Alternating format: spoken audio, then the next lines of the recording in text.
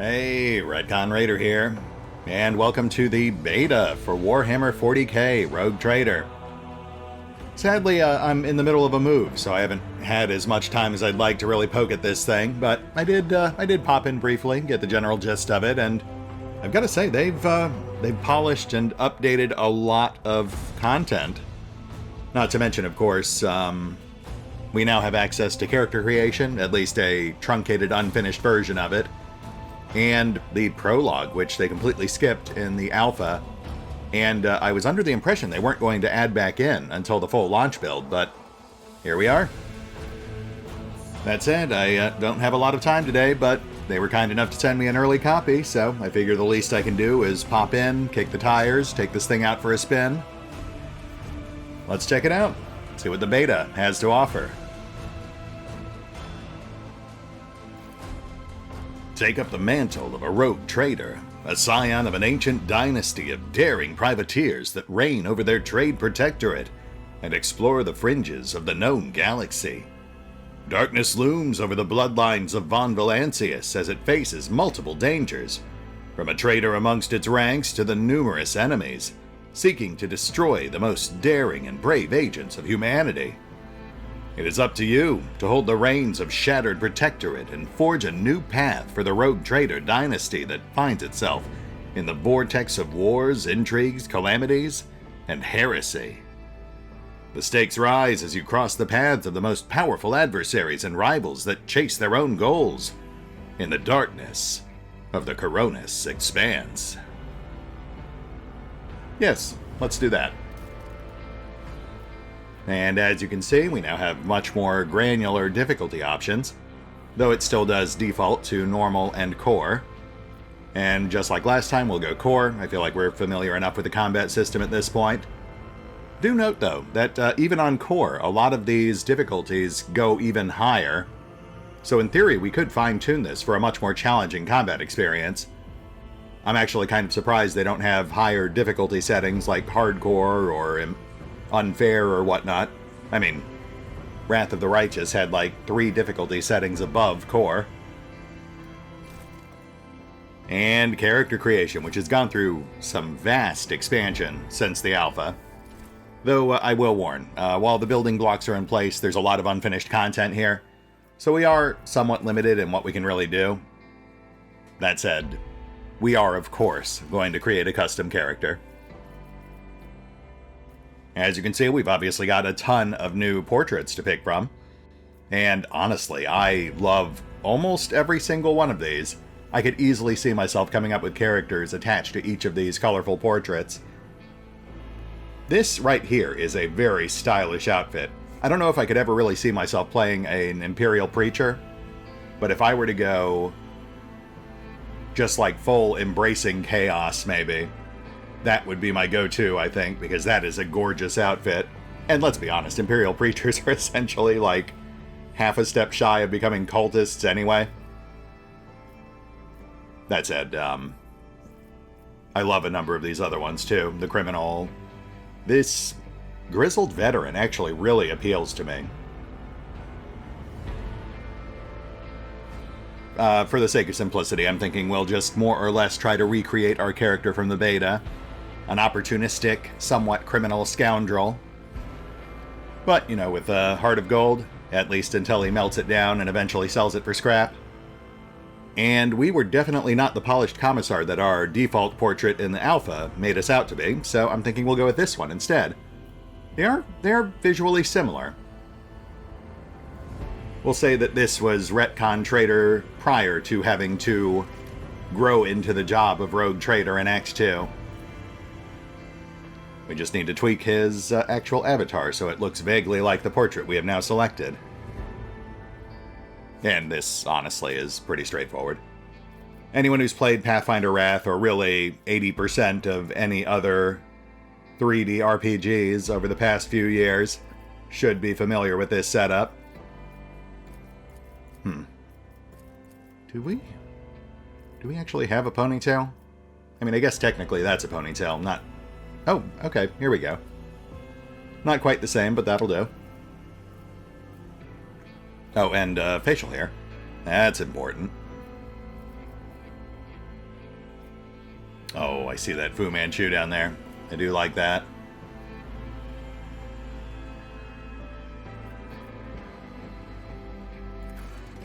Okay, we're gonna skip on tattoos, but I would like a nice scar. That'll do.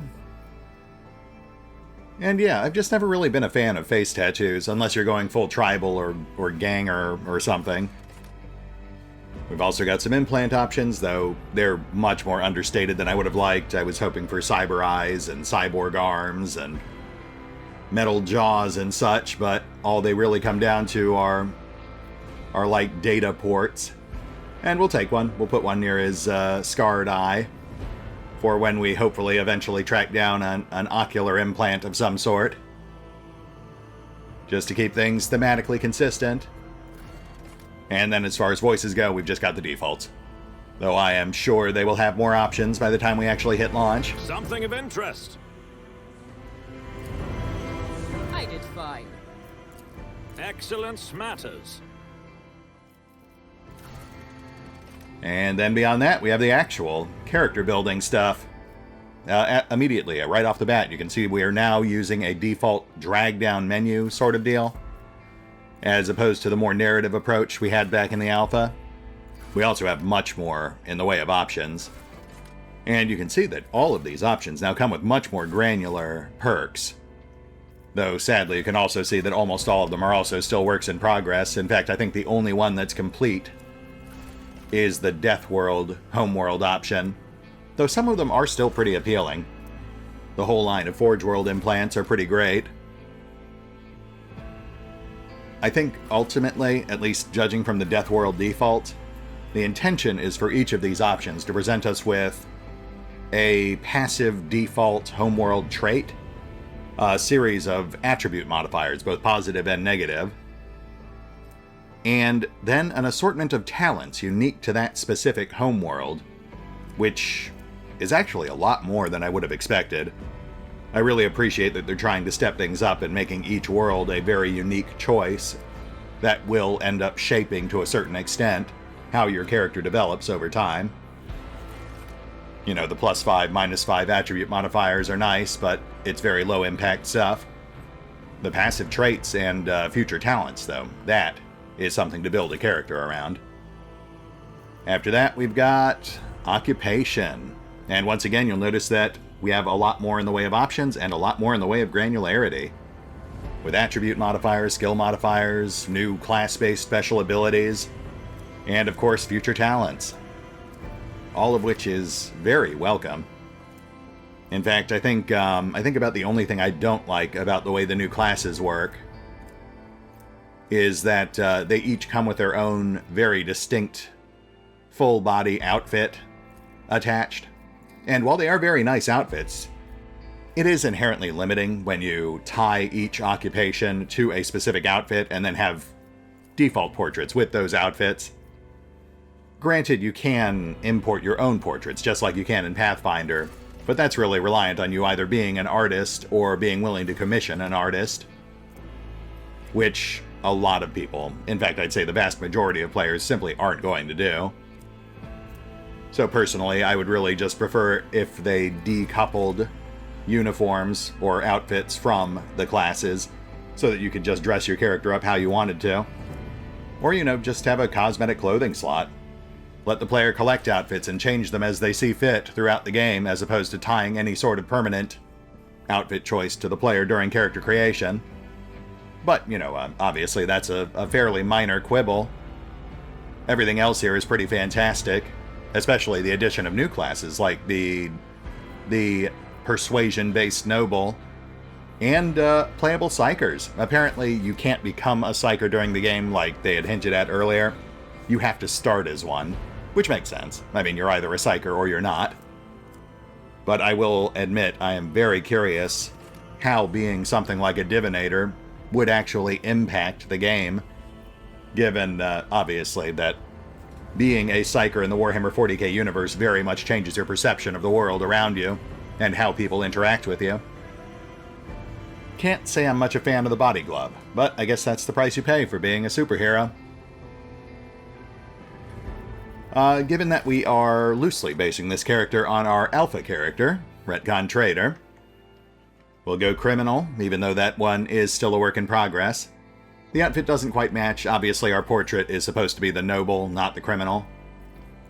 But we can do some slight tweaks, make it look slightly closer.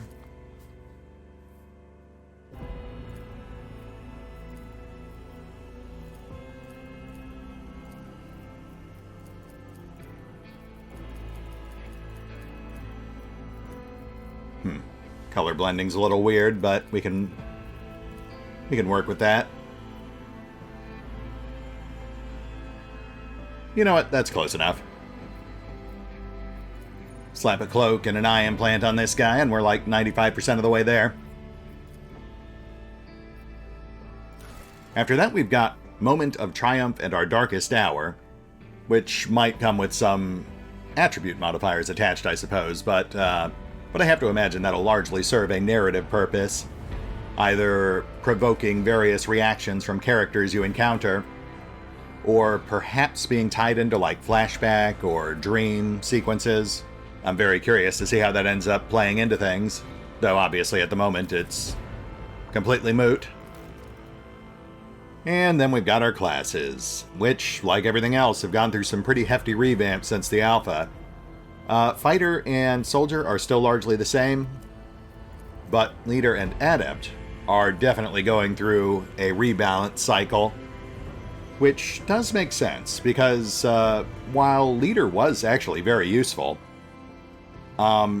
it mainly just defaulted to bulwarking every round and using command to give other allies free actions every round. You know, the Leader barely did anything outside of those two main things, at least the way I ran them. And then, you know, at least to a similar extent, the Adept was largely useless as well. You know, you studied enemies, but otherwise ignored 90% of what the class had to offer. In both cases, it looks like they've swapped out their ultimates to give them something slightly more appealing, more offensive and active for a combat-heavy game like this one. And of course, I'm sure they've got a lot more changes under the hood as well. Though, ultimately, in our case, we'll stick with Soldier, which we used in the alpha and appears to be largely unchanged. Though that does actually highlight a separate change, which is that they have, again, completely redone the Tier 2 classes. Assassin and Vanguard are still there, though they have gone through some minor tweaks here and there. Actually, I take that back. Assassin looks like it's largely unchanged. But Vanguard does seem to have some tweaks, most notably picking up Bulwark. I think the intent there is to lean Vanguard into more of a hybrid between the Fighter and Leader class. But then, more notably, they've also swapped out the Veteran class and completely replaced it with the Hunter class, which honestly at a glance feels like it's just a range-based variant of the Assassin class, to be honest. I will admit, I'm somewhat intrigued, though I do feel like it overlaps a bit with existing features. But it certainly can't be as underwhelming as Veteran was. Veteran was... Veteran was an entire class built around constantly cycling your equipment during combat, and that just wasn't fun. It slowed things down. So I am more than happy to try something new, especially given that, as you can see here, Hunter is now the only class that you can actually promote to out of Soldier. So that does very much limit our options. I imagine we will get another option at some point, though. Likely whatever ends up replacing the Strategist class, which seems to have been cut entirely. Now into the nitty-gritty. We have to assign our starting points, which is fairly straightforward. We're a mobile shooter, so that means our points are going into ballistics, agility, and perception. And as you can see here, they cap you at 2 advances per, which certainly keeps it simple. Though it does also put a lot of extra weight on the exact combination of homeworld and occupation you choose, since that will have a much heavier influence on where your starting attributes and skills end up. Especially since, as we saw back in the alpha, they strictly control your attribute and skill growth. And final step, we just have to name our ship. Though to be fair, this is just the beta, so I suppose there's no point in really wasting anything good. I suppose we'll just go with my default. I think you know where this is going. I christen thee the RetconRaider. Which actually reminds me, did we ever actually get prompted to name our character? I feel like that was an important step they just kind of glossed over.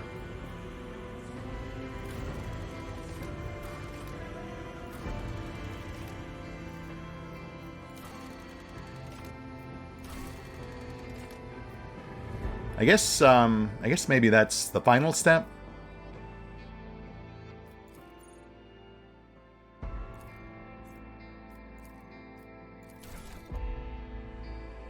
Oh yeah, there we go. Okay. And that will also be retcon.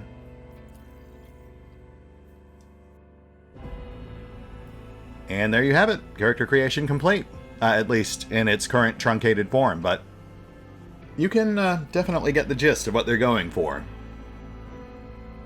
Anyway, we've got about a half hour left on the clock, so let's get into this thing.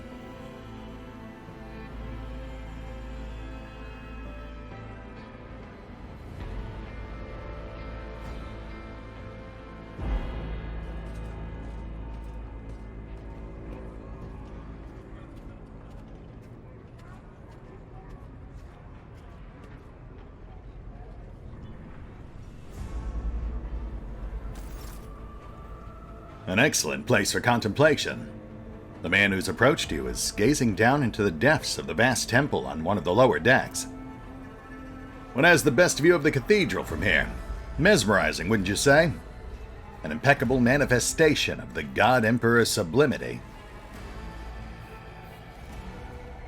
Yeah, I will admit, it is very pretty. And obviously, as you can see, they've also tightened up the dialogue UI a bit. A bit more compact and polished. I like it. I'm sorry, have we met?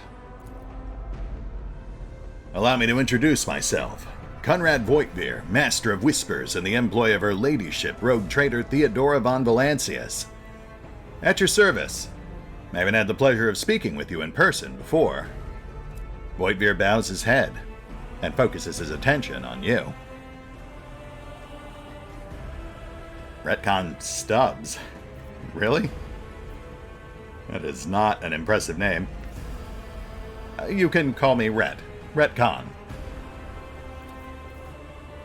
My regards, Retcon. Voigtveer looks you up and down with a thin smile. Or should I say Retcon von Valancius, scion of a blessed rogue trader house in the service of the Imperium? Perhaps this kinship came as a shock to you. Understandably so, given that all evidence of the connection was lost in the generations separating you from the Lord Captain Theodora. It required no small effort on the part of Her Ladyship's servants to discover and verify this blood tie, which has now made you one of the heirs of this dynasty.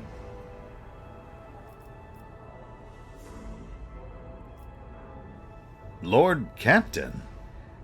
That is quite the ostentatious title. I like it. Such are the traditions of the Imperium. Lord Captain is the title that was established in the annals of the Lex Imperialis at the time when the first rogue traders entered the God Emperor's service, and therefore it is sacrosanct. Yes, I see, and why precisely have I been brought here? So that you may fulfill your blood duty, Retcon. Whatever obligations you had before, they are henceforth null and void.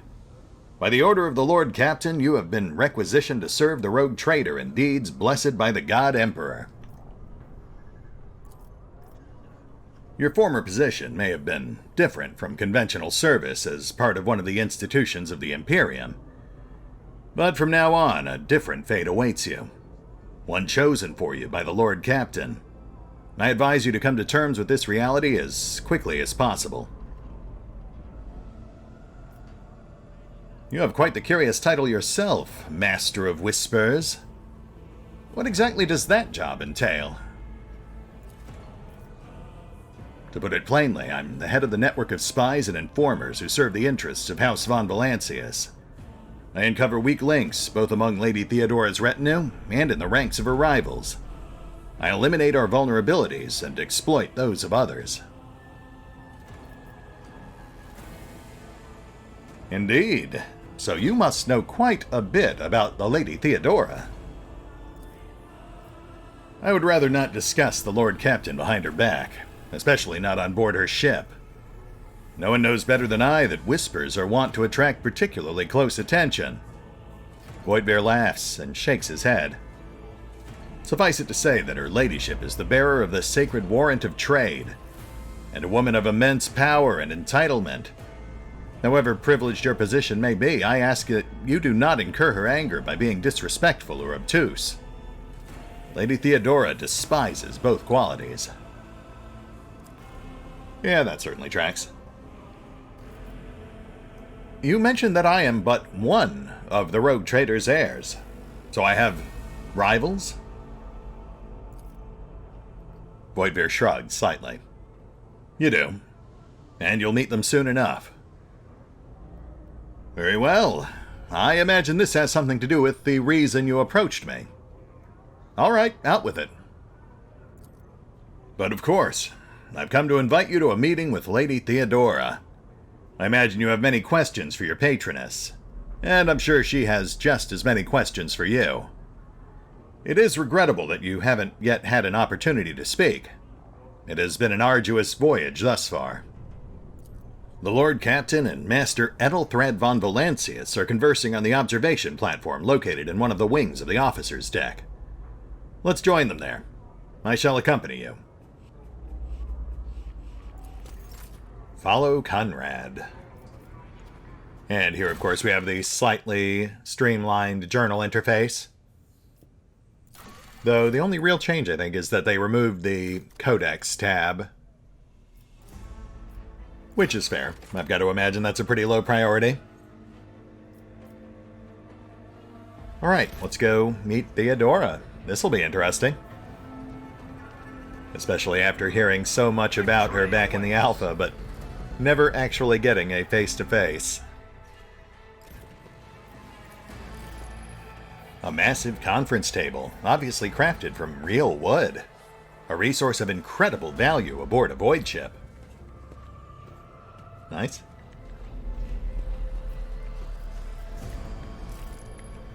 Incomprehensible information is displayed on a large screen above the cogitators.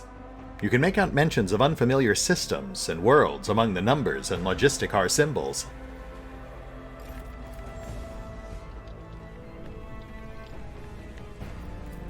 Don't mind me, just putting these buttons through their paces. Everything seems to be in order. Carry on. Follow my lead.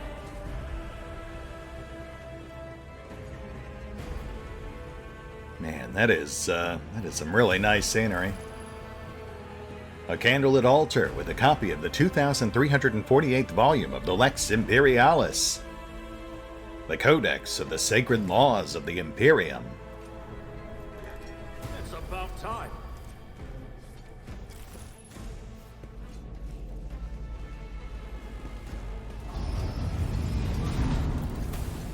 Master of Whispers, it's an emergency. The esteemed Lord Captain's pet has broken the bolts on its cage.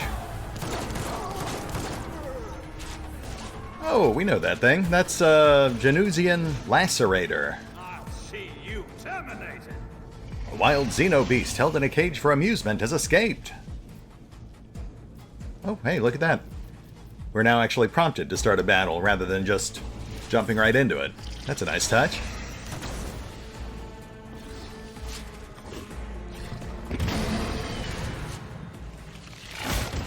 Oh. You alright? You okay? They're probably fine. Oh, and I will be leaving the tutorial enabled, so you can pause to read this stuff if you want to. I, however, will be skipping it, because I already know what I'm doing.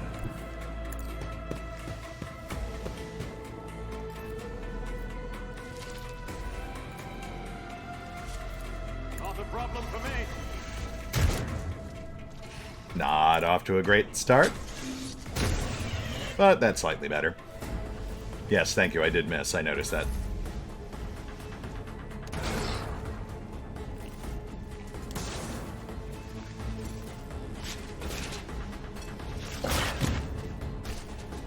I notice we're getting a lot more conventional ragdolling now, as opposed to the explosive eviscerations we so frequently saw back in the alpha.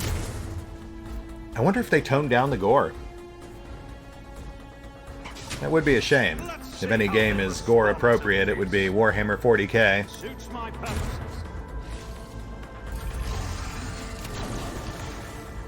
And we're done.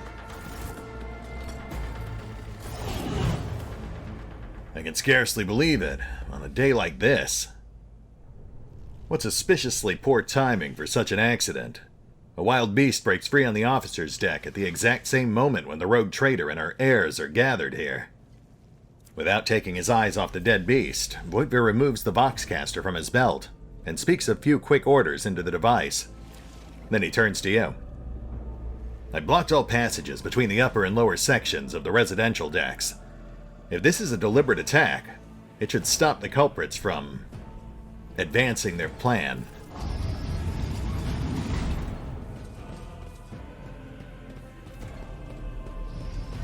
Spread out. No one's allowed to enter the premises. Stations! At your service, Master Voitvir. The lines on Voitvir's forehead soften, and his voice regains its usual courtesy. I'm afraid I must remain here, Retcon. For Lady Theodora's safety, I have to oversee the execution of these orders personally. I hope you'll have no difficulty reaching the observation platform on your own. It's just at the end of this corridor. The Master of Whispers gives you a curt bow. Why, thank you, Conrad. You certainly seem like a reliable and loyal sort. I look forward to working with you in the future. In what I'm sure will be a long and fruitful relationship. These windows look into the next room, not the outside of the void ship. You cannot make out anything through the cloudy glass, only the weak light filtering through from that side. Weird. Though I suppose it could be some sort of polarizing glass. This setting would certainly have access to that sort of mundane technology. A huge beast roars at your approach. The tentacles in its mouth begin to move, oozing muddy saliva from the numerous pores. Hey, Ellie. What's up, baby? If I see you raise your head again, I'll hand you over to the tech priest for servitorization. Gross. You're gross. The cage from which Theodora's pet escaped shows no obvious signs of damage. The cause of the creature's escape remains a mystery to you. Weakness. Indeed, 'tis a mystery, one which we will never solve. So best to just ignore it and continue on our way. By which I mean enjoying this display. A violet alloy, which, upon closer examination, turns out to be a crafted object. Symbols carved with a primitive tool are visible on the surface. A black shard that resembles obsidian. If you look closely, you discern a strange, barely perceptible glow inside the artifact. A massive golden amalgam interspersed with sparkling particles. The stone on top of the pedestal is no doubt solid, but its surface shimmers and changes hues, as if someone captured a piece of the choppy sea. A strange object that resembles a pelagic coral. The porous surface is pitted, a sign that it has been underwater. A gray-green crystal with white veins. A low hum can be heard coming from this artifact. Interesting. So a line of colored artifacts. That sounds like a color-coordinated clue, perhaps. We'll have to remember that later if we happen to come across a 6-digit color code of some sort.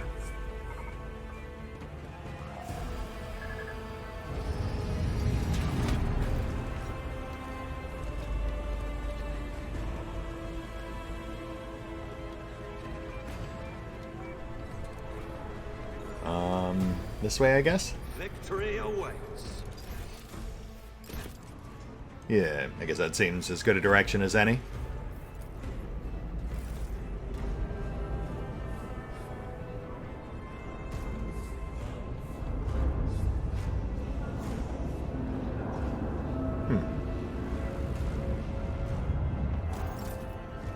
The lifts carrying people around the decks move with a loud grinding noise. Ah, so that was a lift. Interesting.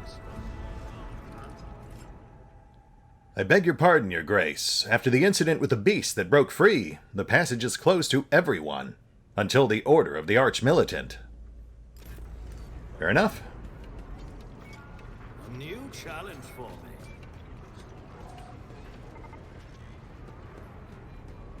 Man, while they have definitely refined the scenery a bit, it is still somewhat overwhelming. There's just so much stuff going on everywhere. Stand in my way.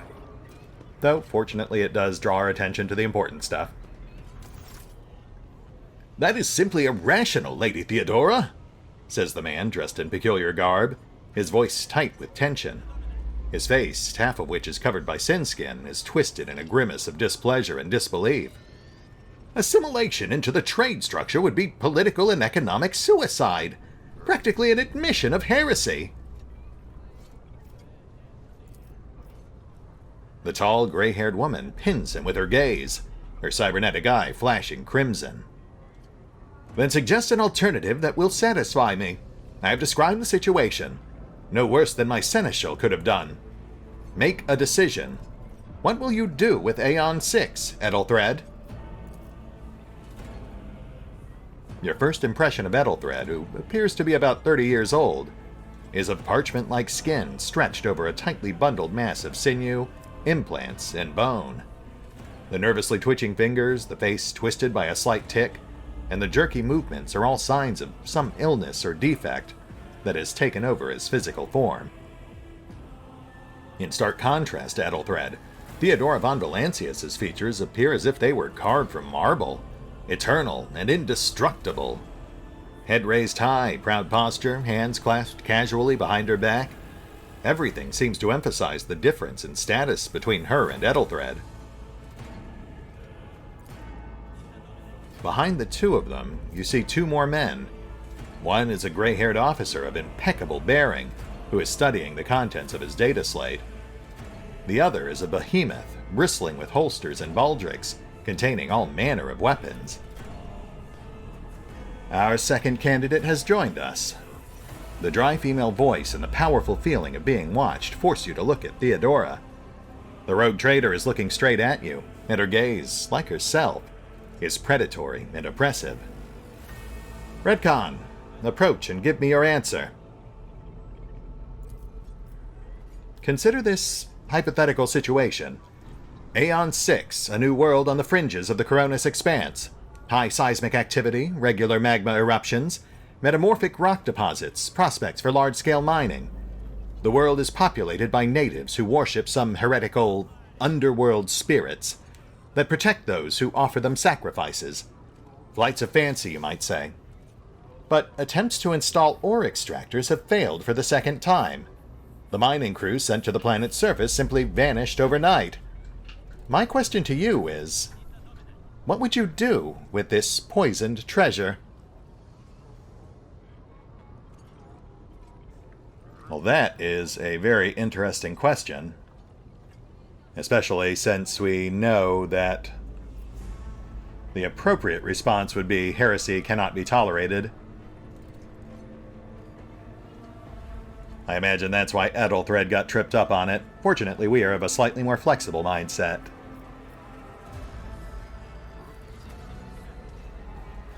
Speaking purely hypothetically, these spirits do sound like evidence of heresy, but I would put my business interests first. Theodora smiles ever so slightly. Yes, now I see the blood of the dynasty in your veins. Greed disguised as pride and vanity. What say you to that, Ethelthred? That is an answer that is quite different from yours, isn't it? Ethelthred pales. Perhaps I have not yet acquainted myself with all the intricacies of serving on the frontier, but my loyalty to the God Emperor forbids even a shadow of such thoughts. Heresy, whatever form it might take, must be exterminated, and there can be no place for base ambitions. I know his tenets well, unlike our new acquaintance. Ouch, shots fired.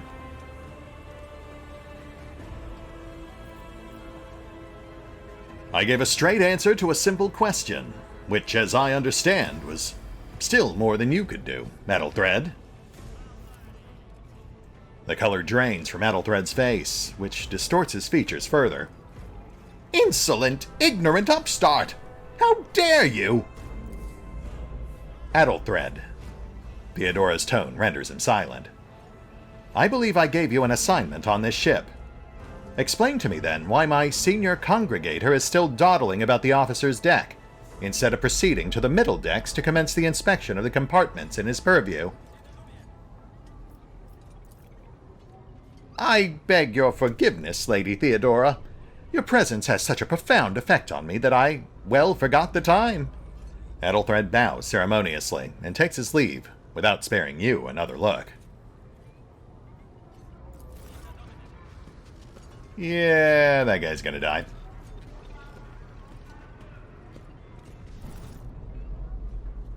Theodora's gaze follows him as he leaves. Then she turns to you. So, Retcon, why are you here? I do not know just yet. I was hoping you might clarify that. Theodora smiles wryly. Clarity, a luxury that few of us can afford. There is a reason why I did not explain all the details of the question I posed to you earlier.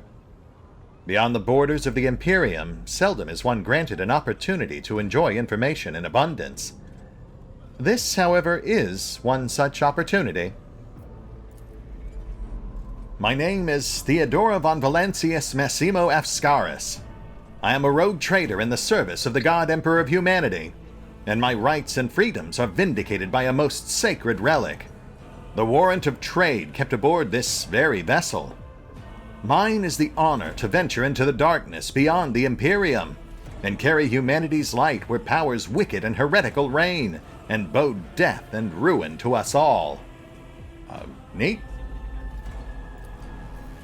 It is my decision alone to determine the fate of whatever I find past the bounds of the explored void. Every world I discover, along with all there is to find thereon, resources, people, riches, and mysteries, is mine by right. I command millions of lives, rule over numerous planets, and possess fortunes that no planetary governor or commander could dream of amassing. And you, Retcon, are one of those with the von Valancius blood in your veins, and a rightful claim to this inheritance, when the hour comes. One of. So this means that there are other heirs, other rivals for my inheritance? Naturally. Some have yet to arrive on board, but you have had the pleasure of meeting one of them. Addlethread may be somewhat disconcerted by the scale of the responsibilities that may potentially fall upon his shoulders. However, I have a good feeling about him as a candidate. Blood right alone is not enough to earn the high honor of becoming the bearer of a warrant of trade. Nonetheless, your abilities and talents may yet prove useful, if not for the role of Lord Captain, then for that of their closest ally. Theodora sighs and looks away pensively for a brief moment. Alas, even those responsibilities can at times be too challenging for those who share your blood. Conrad Voigtbeer served me for many years before he made his mistake. I'm sorry, did you just say that the Master of Whispers is also one of your heirs? His kinship to me is most distant, as is yours. Nonetheless, he does bear the name von Valancius, even if he avoids using it publicly, and as such, strictly speaking, can be considered my heir. That door, however, is closed to him. Voigtbeer's performance in his current role is satisfactory. Or it used to be, at least. Interesting. Well, tell me this. If you're so satisfied with Ethelthred, then why waste your time with me? Theodora shakes her head. Impatience. I'm rather fond of impatient people.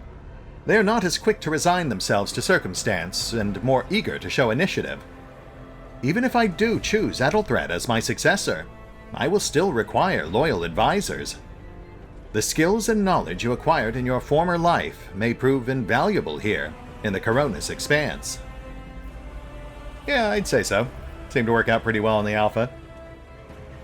One could not in good faith describe your background as one of exemplary service to the Imperium. However, Theodora permits herself a sly smile. I am intrigued by you and your past. To have survived and prospered between the letters of the law is a rare achievement among those in our circle. You are skilled in the art of taking risks and cutting corners. Trust me when I say that you will have sufficient opportunity to apply this talent for the good of the house. Well, I assure you, my lady, I am more than prepared to take on this most sacred of responsibilities. Should the worst befall you, should the unthinkable occur, I will be prepared to take your place and continue guiding our noble house to prosperity. Oh yes, you would be, wouldn't you? The question is, am I ready to choose you over the rest? You came aboard hours before the warp jump, and have not yet distinguished yourself in any way. As things currently stand, I have doubts that you are suitable for the role of rogue trader. Well, that is certainly fair. Do you mind if I ask some questions? The box affixed to Theodora's attire suddenly comes to life, but all you can hear is unintelligible noise. Theodora winces, shuts off the transmission, and gives you an imperious nod. I have some time before the navigator gives the signal to initiate the void ship's translation out of the warp, and my presence is required on the bridge. Are you aware that an incident took place on the officer's deck? A wild beast was roaming free and attacking anyone it ran into. Revenant? I took care of it. Is that so? I do keep a number of pets native to one of my planets on the officer's deck. Perhaps someone was careless during feeding time. Or it could be the warp playing tricks on us in spite of the Geller field. Or perhaps our possessed ship was in the mood for a lark. Theodora laughs nonchalantly. The gray-haired officer gives the rogue trader a look of cautious disapproval. Hey, it's Abelard. Nice. Lady Theodora, for the God Emperor's sake, surely you do not intend to start repeating idle rumors spread about by uneducated riffraff. Enough, Abelard. Such hearsay amuses me. Madeira eagerly retells me everything she learns from the whispers of her unseen advisors. She turns to you. This ship is thousands of years old. It has enough hidden nooks, malfunctioning cogitators, and unused compartments to make ignorant folk speak of specters dwelling inside the bulkheads and plotting against those who yet live. And where, pray tell, is this haunted ship headed? The Rycad system, the domain of rogue trader Winterscale, one of my peers, and rivals. Only 3 rogue traders exist in the Coronis Expanse, and each of them possesses resources comparable to mine. Perhaps you will one day assist House von Valancius in surpassing both of them in affluence and splendor. I set the course for Rycad on the demand. Theodora grimaces. She gives you a stern look, then shrugs. For a very specific reason. Perhaps I shall yet apprise you of the purpose of this voyage. But now is not the time. Oh, right, we know exactly who made that demand. At least, the folks who watch the Alpha series do. So tell me, Lord Captain, what are my duties to be aboard this vessel? Observe, learn, absorb. It will take time for you to find your bearings aboard this vessel in your new position. Eventually, I will find a post that suits you as I did for Ethelthred. Until that time comes, consider yourself my aide. As you say, my lady. And how might I better distinguish myself from my peers? To better earn your confidence. You can start by not asking questions of this sort. I have no need for sycophants. I will draw my conclusions when an opportunity to prove yourself arises. As for when you will be granted that opportunity, only the God Emperor knows. Very well then, I have no further questions. In that case, I shall head to... Theodora's Vox awakens once more. This time you pick up shouting. The Lord Captain freezes, listening to the Voxcast, then nods and draws her weapon. Disturbances reported on the adjacent decks. Seneschal, if the need arises, protect the new blood. She glances at you. It is possible that the chance to prove your worth may present itself sooner than you may have anticipated.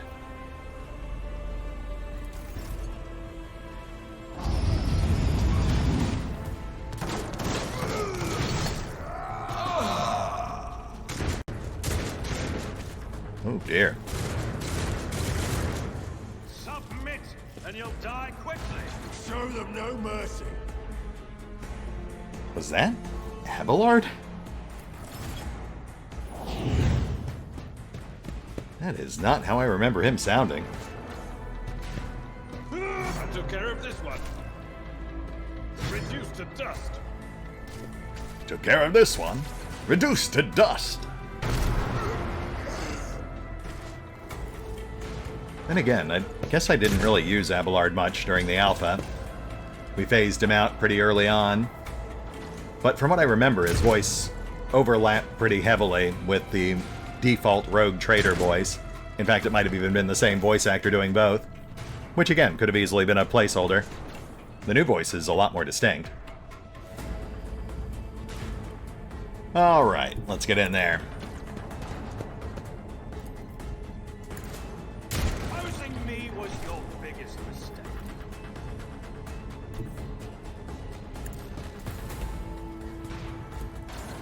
Already done. Take a knee. That, of course, does leave us exposed to the flankers, but I'm really hoping they'll focus on the closer targets. Or not. That's fair.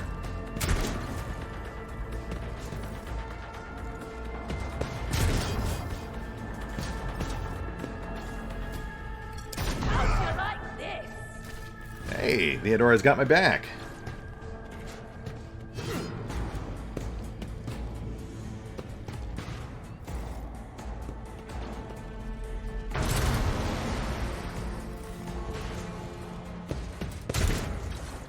Mort. Gotta say, I don't remember you in the alpha, buddy. But given that your name is essentially a synonym for death, I'm gonna guess you don't make it through the prologue.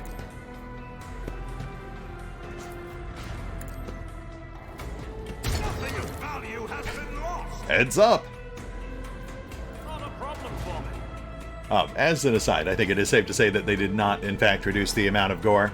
For whatever reason, that Lacerax fight was just inexplicably on, like, PG-13 mode. But things seem to have since self-corrected. And very spectacularly so. All too easy. Opposing me was your biggest mistake.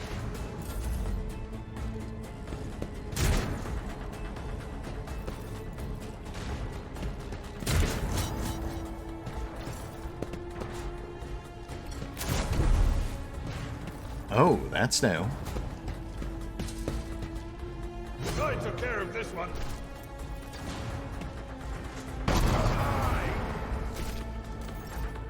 Interesting. Right. Yeah, the Medicaid system back in the alpha pretty much trivialized long-term injuries because you could just heal back to full after every fight. But now you have to actually seek out proper healing or you'll start stacking Nothing I can't debuffs. do. That's an interesting system. I like that.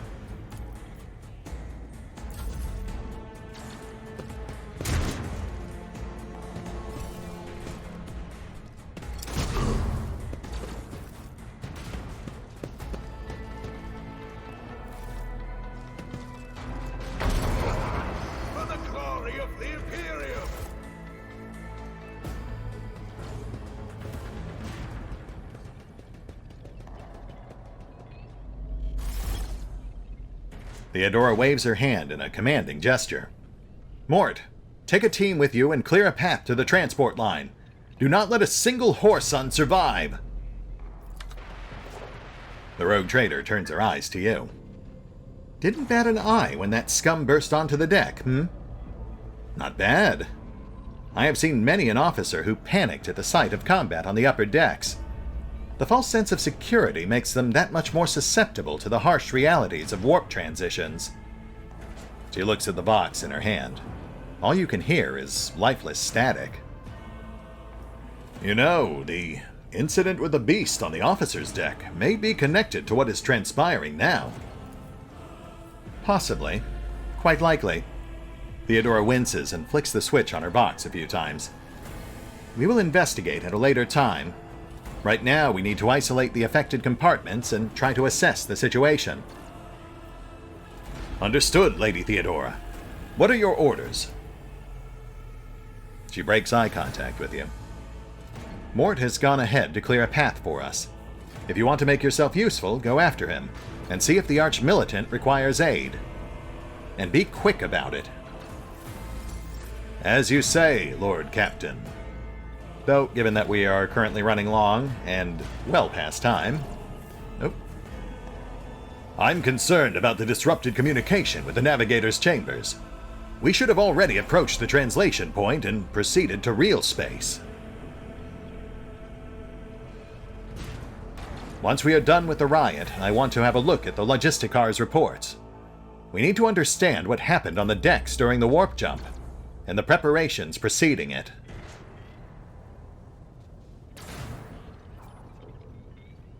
And we're done? Yeah, okay, I think we're done. But yes, as I was saying, we are well past time at this point, but I feel like this is a pretty good dip. We ran through character creation, we ran through the initial introduction, the meeting with Voigtbeer and Theodora, and we got a couple of fights under our belt too. Not bad. That said, obviously we're going to hit the pause button, but I will say I'm very intrigued by what I'm seeing so far.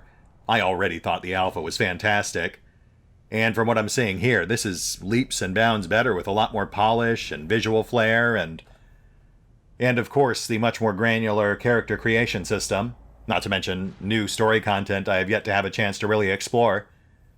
So, we'll put a pin in it here, we'll hit the pause button for now. But let me know what you guys think in the comments below, and if you'd like to see more, because I would be happy to continue poking at this thing. At least until the end of the prologue. I don't really see us retreading Chapter 2 again, not before launch, but let me know what you guys think. See you next time. Kaiser baby, I'm right here.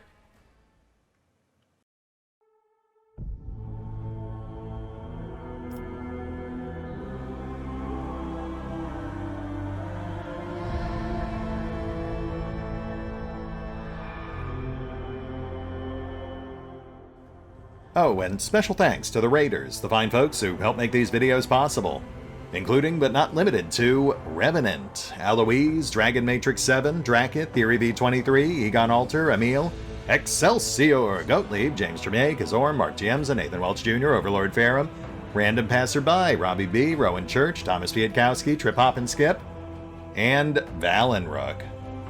Thanks for your support, guys. That said, if you'd also like to help support the channel, then feel free to push the buttons that do the things. Trust me, it does make a difference.